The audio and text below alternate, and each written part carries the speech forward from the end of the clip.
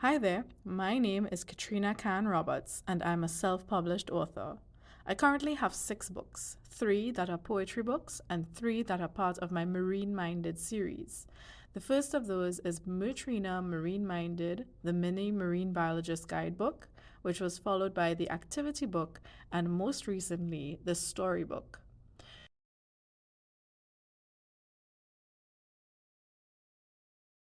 So, publishing a book has changed the process of writing for me, personally, because I never thought of myself as a writer in the first place. I always had a passion for writing, but I was always a reader. But when things happen sometimes in life, it triggers that need to create something that is going to live longer than the person who is creating it.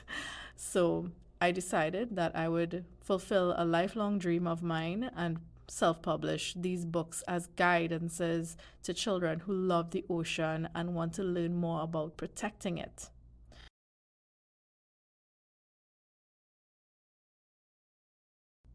So, in terms of the hardest part of self publishing, is that you are the writer, the artist, the editor, you are the creator of the layout of the book, you are the designer of the cover of the book, then you are the publishing person, as in you are going to be putting this into the public space with an ISBN number. You have to research exactly what it means to be a published author in a self publishing sense, comparison to the traditional route of publishing. And I think self publishing just means that you have to know all of these things, including marketing, accounting. It's just it's like taking on an entire, you know, an entire business on one person. You are every department. And that was the most difficult thing because I didn't know all the things that I didn't know. And then when I started the process, that's when everything sort of falls into place.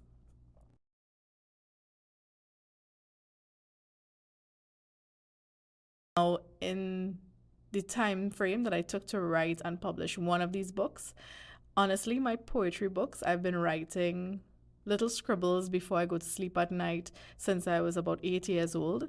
So I have a lot of content that I used and I published what has already been written over a very long time. But in terms of the Mutrina books, those were very heavily science based. So it was based on the syllabus that I would have studied at university, becoming an environmental professional. That is my main uh, time. That is what I spend my time doing as an environmental professional. So to translate it to a language where children would be able to understand and digest it, that was the challenge. So it took me approximately 1 year to write each of the books. And then for the first time, I had to self publish through the Amazon portal. That took me about 6 months to figure it out. So, in total, my first book took almost 2 years. And then after that point, every book took around 1 year to write and publish.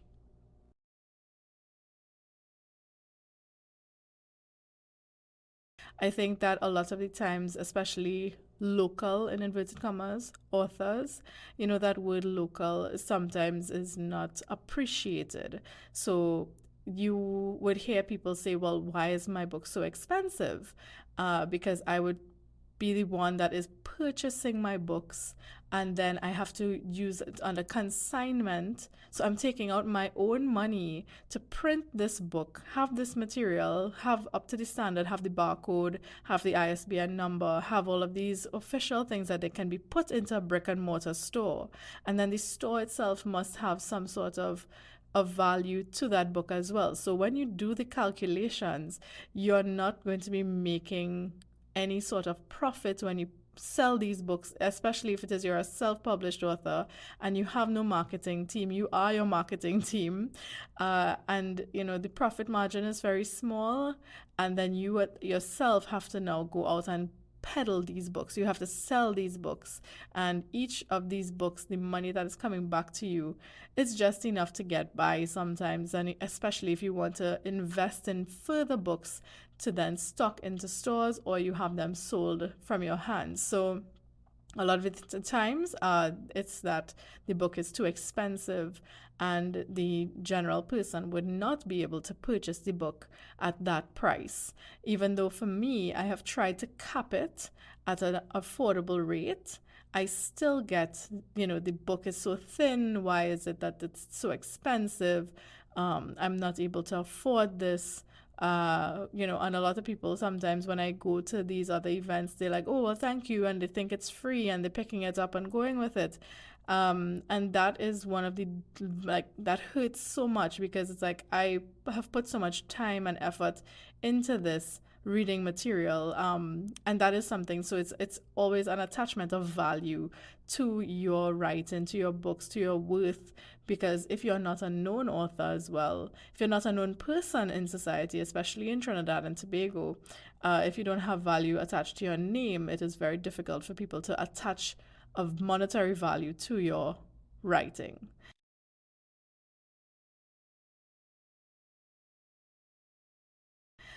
And so, with that, I am working on a couple other things because the books that I currently have in circulation, they have done their duty, but I feel like I have more to do. I have always wanted to publish a novel. I've been writing a novel for the past 15 years. It's a young adult novel, and I'm hoping that in the next 15 years, I would be able to publish that. So, thank you very, very much again for the opportunity to speak with you all and the Caribbean authors. The Caribbean Books Foundation is an excellent opportunity for self published authors like myself from the Caribbean to have a platform on which we can showcase our talents, our work, our hard earned skills, uh, and make sure that we have our voice out there in the world. So, thank you so much.